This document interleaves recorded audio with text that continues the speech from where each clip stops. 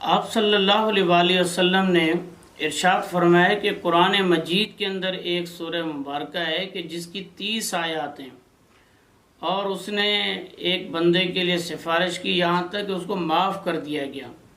پھر آپ صلی اللہ علیہ وآلہ وسلم نے خود جو اس کا نام بتایا، آپ نے فرمایا کہ تبارک الذی بیدہ الملک، اور ایک روایت میں ہے کہ اس نے سفارش کی، تو شفع کے الفاظ بھی ہیں۔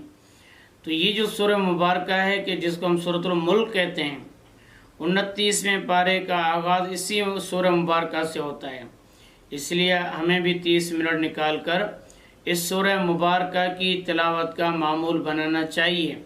ترمذی نے اس روایت کو حسن کا درجہ دیا ہے، تو ہمیں خود اس ورد کو اپنانا چاہیے انشاءاللہ العزیز۔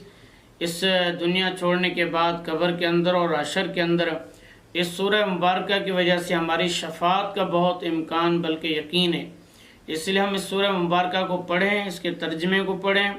اگر ہم اس کا آغاز اور انتہا دیکھیں وہ اللہ سے جڑا ہوا ہے، یعنی تبارک الذی بیدہ الملک وہو علی کل شیء قدیر، اپنے رب کا ہی تذکرہ ہے۔ اور آخر کے اندر بھی قل ان اصبح ماؤکم غورا فمن یاتیکم بماء معین، اللہ فرماتا ہے کہ اگر تمہارا پانی یہ ختم ہو جائے تو پھر کون صاف شفا پانی لا سکتا ہے؟ لا الہ الا اللہ، اللہ کے علاوہ کون لا سکتا ہے؟ کوئی بھی نہیں لا سکتا۔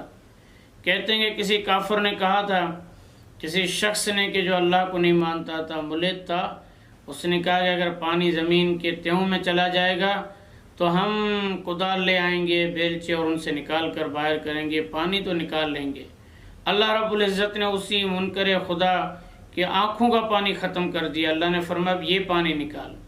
یہ جو آج ہمارے جسم کا ایک ایک حصہ ہے، اس کے اندر جو پانی پہنچا ہوا ہے اس اللہ کے امر سے، اور یہ ہم درخت دیکھتے ہیں، پودے دیکھتے ہیں، اس کے ایک ایک پتے کے اندر پانی ہے۔ یہ پوری کائنات کو اللہ تعالیٰ نے پانی سے زندہ کیا ہے اور اس کو زندہ رکھا ہے۔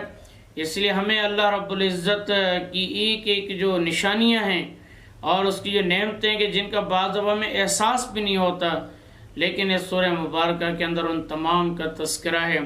اس لیے ہم اس سورہ مبارکہ کو اپنا معمول بنائیں گے، اس کے ترجمے پہ توجہ دیں گے، انشاءاللہ خود ہمیں کشش محسوس ہوگی اس سورہ مبارکہ کو پڑھنے، اس کے ترجمے کو پڑھنے اور پھر اس کو معمول بنانے، اور اس کے ذریعے انشاءاللہ اس دنیا اور آخرت میں ہمارے لیے کوئی نجات کی سبیل پیدا ہو سکے گی۔